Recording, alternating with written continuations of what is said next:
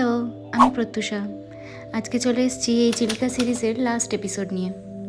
আগের এপিসোডগুলো কেমন লাগলো অবশ্যই কমেন্ট করে জানিও। আর যারা যারা এখনও দেখোনি ঝটপট গিয়ে দেখে নাও। এখন এই ঘড়িতে বাজে 8টা মতন। চেক আউট হতে একটু দেরি আছে। চলো তার আগে একটু ঘুরে আসি।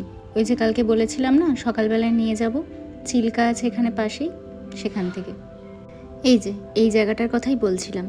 এই জায়গাটা ভীষণ সুন্দর জানো তো, তবে শীতকালে এলে আরও বেশি ভালো লাগতো। এখন যা গরম, বেশিক্ষণ দাঁড়িয়ে থাকা গেল না। এখন এবার যাব ব্রেকফাস্ট করতে। আমাদের ব্রেকফাস্ট এখানে কমপ্লিমেন্টারি ছিল।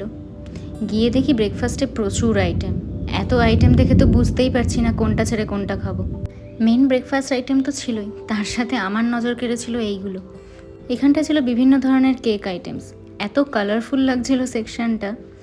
এর সাথে ফ্রুটস তো ছিলই, তাছাড়াও ছিল বিভিন্ন ধরনের soaked nuts, detox water, cornflakes, muesli, অনেক কিছু। ও লাস্টে দেখলাম মিষ্টিও ছিল। তো চলো আমি আমার ব্রেকফাস্টটা নিয়ে নিই। মেন তো আমি ওয়েট করেছিলাম ওই কেকগুলো ট্রাই করার জন্য। লাগছে না বেশ প্ল্যাটারটা কালারফুল?